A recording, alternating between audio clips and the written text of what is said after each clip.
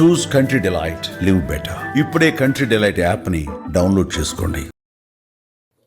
అయితే స్వతంత్రం వచ్చిన తర్వాత ఆ రోజు ఆయన ఆలోచించారు, ఎన్నోసార్లు విజ్ఞప్తి చేశాడు. కానీ ఎవరూ పట్టించుకోకపోతే 1952 అక్టోబర్ 19న మదరాసులోని బొలుసు సాంబమూర్తి గారి ఇంట్లో పొట్టి శ్రీరాములు గారు నిరాహార దీక్ష ప్రారంభించారు. అందరూ కూడా ఆషామాషిగానే తీసుకున్నారు. ఏదో చేశారు, రేపో మాపో విరమించుకుంటారంటే ఆయన పట్టుదల పేరు చూస్తే 58 రోజులు కఠోరమైన నిర్ణయం, నీళ్లు కూడా తాగకుండా, ఎవరు చెప్పినా వినకుండా తాను నమ్మిన సిద్ధాంతం కోసం పోరాడి 1952 డిసెంబర్ 15న ఆయన అత్యంత దుర్భర పరిస్థితుల్లో ప్రాణాలు వదిలిపెట్టారు. ఇంత మునిపే మిత్రులు మాట్లాడారు.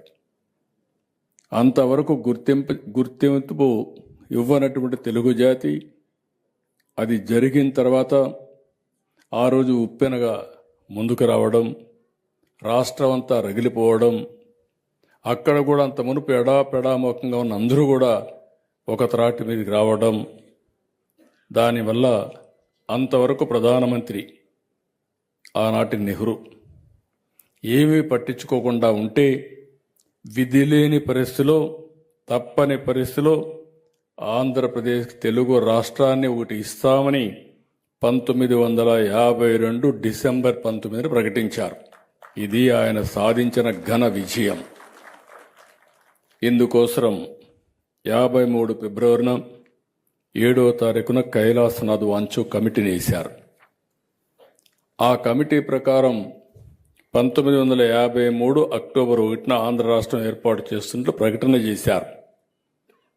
రాష్ట్రం ఏర్పడింది 1953 అక్టోబర్ 1న ఆంధ్రప్రదేశ్ రాష్ట్రం ఏర్పడింది, కర్నూలు రాజధాని కింద. అప్పటికి అటు తెలంగాణ, ఇటు ఆంధ్రప్రదేశ్ పెద్దలందరూ మాట్లాడుకున్నారు. లేదు, 2 రాష్ట్రాలు కలిసి ఉండాలి,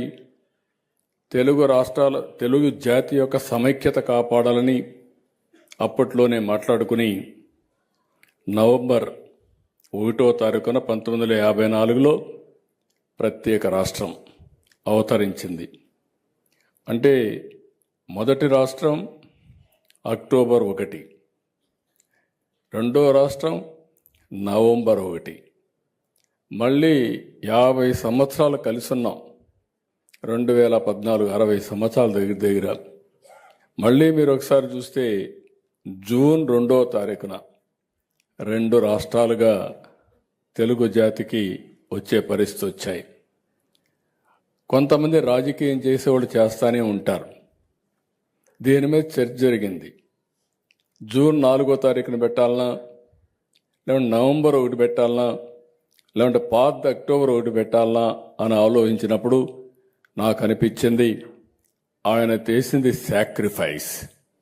అందుకని డిసెంబర్ 15న ఆయన చనిపోయిన రోజునే ఆత్మార్పణ దినోత్సవంగా, డే ఆఫ్ సాక్రిఫైస్ కింద మనం చేస్తే శాశ్వతంగా గుర్తుంటుంది. రాబోయే 26 మార్చి 16న శ్రీ పొట్టి శ్రీరాములు గారి 125వ జయంతి. అందుకే ఈ సంవత్సరం మార్చి 16 నుంచి రాబోయే సంవత్సరం మార్చి 16 వరకు జయంతి ఉత్సవాల్ని అధికారికంగా సంవత్సరం అంతా కూడా జరుపుకుంటున్నాం. దీనికి మనస్ఫూర్తిగా పొట్టి శ్రీరాములు మెమోరియల్ ట్రస్ట్ని అభినందిస్తున్నా. ఒక వ్యక్తి త్యాగం చేస్తే ఆ కుటుంబ సభ్యుల్ని మనం గౌరవించే సంస్కారం ఉన్నటువంటి దేశం మనది. అందుకే ఆ కుటుంబ సభ్యుల్ని పిలిచి రేపు రాబోయే రోజుల్లో కూడా ఎవరైనా త్యాగం చేస్తే ఆ కుటుంబ సభ్యుల్ని గౌరవించుకుంటూ ముందుకు పోతే ఆ త్యాగం, ఆ స్ఫూర్తి శాశ్వతంగా ఉంటుందని చెప్పి కూడా నేను మీ అందరికీ విజ్ఞప్తి చేస్తున్నా. 58 రోజులు త్యాగం. డిసెంబర్ 15 58 అడుగుల విగ్రహం అమరావతిలో మొట్టమొదటి మెమోరియల్ పార్క్, అదే సమయంలో 58 అడుగులు ఎత్తుండే ఏకైక విగ్రహం మొట్టమొదట అమరావతిలో ప్రజా రాజధానిలో వస్తుందని చెప్పి కూడా నేను మీకు తెలియజేస్తున్నా. దీనికి 6.8 ఎకరాల భూమి కేటాయించాం. శ్రీరాములు గారి స్మృతి వనం అనే పేరు పెట్టాం.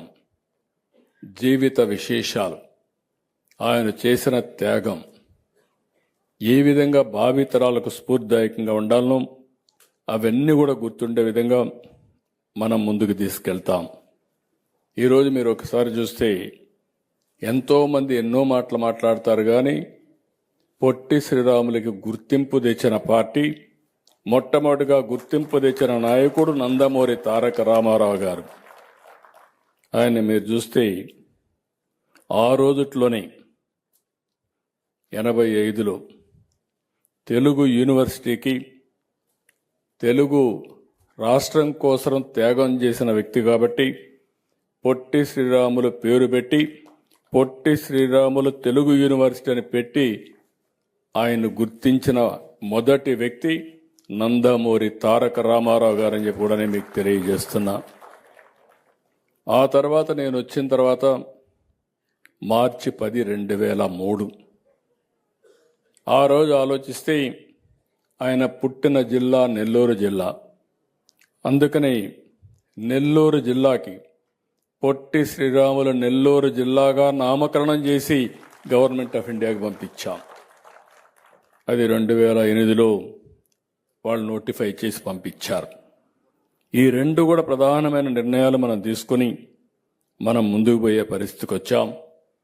ఇవే కాకుండా ఈరోజు మీరు చూస్తే ఇలాంటివన్నీ కూడా ఇప్పుడే మిత్రులు చెప్పారు. చెన్నైలో ఏదైతే మన అక్కడ ఉన్నటువంటి భవనం, ఆయన ఎక్కడైతే ప్రాణాలు వదిలిపెట్టారో ఆ భవనానికి మళ్ళీ మనం కాపాడుకోవాలని చెప్పి ఇప్పుడే మన కార్పొరేషన్ చైర్మన్ చెప్పాడు. తప్పకుండా ఆ భవనాన్ని అన్ని విధాలా ప్రొటెక్ట్ చేయడమే కాకుండా పేరే ఆ బిల్డింగ్ పేరే మనం ఒక సాక్రిఫైస్ భవనంగా పెట్టి శాశ్వతంగా ఒక మెమోరియల్ కింద పెట్టి భావితరాలకు గుర్తింపు ఉండే విధంగా చెన్నైలో ఉండే విధంగా చేస్తామని చెప్పి కూడా మీ అందరికి హామీ ఇస్తున్నా. ఇదే కాకుండా ఈరోజు ఇక్కడ మీరు అందరూ చూస్తే పొట్టి శ్రీరాములు కీర్తిని చాటడంలో, ఆయన త్యాగాన్ని భావితరాలకు చూపడంలో ఆర్యవైశ్య సంఘాలు కానీ తెలుగు ప్రజానీకం ముందు దేశపై పరిస్థితికి వచ్చారు. పొట్టి శ్రీరాములు గారు ఒక కులానికి సంబంధించిన వ్యక్తే కాదు, ఆయన తెలుగు ప్రజల ఆస్తి అని చెప్పి నేను మీకు తెలియజేస్తున్నా. ఇటు ఆంధ్ర అటు తెలంగాణ రెండు రాష్ట్రాల్లో కూడా ఉండే తెలుగు ప్రజల యొక్క ఆస్తి, తెలుగు ప్రజల యొక్క సెంటిమెంట్ కూడా, గుండె కూడా. అలాంటి వ్యక్తిని ఎప్పుడూ తెలుగుదేశం పార్టీ కానీ సమాజం కానీ గుర్తుపెట్టుకోవాల్సిన అవసరం ఉంది. ఎన్డీఏ అందుకే ప్రత్యేకంగా నేను కానీ పవన్ కళ్యాణ్ గారు కానీ ప్రత్యేకమైన శ్రద్ధ తీసుకొని ఈ కార్యక్రమాన్ని ముందుకు తీసుకుపోతామని చెప్పి కూడా నేను మీ అందరికీ విజ్ఞప్తి చేస్తున్నా.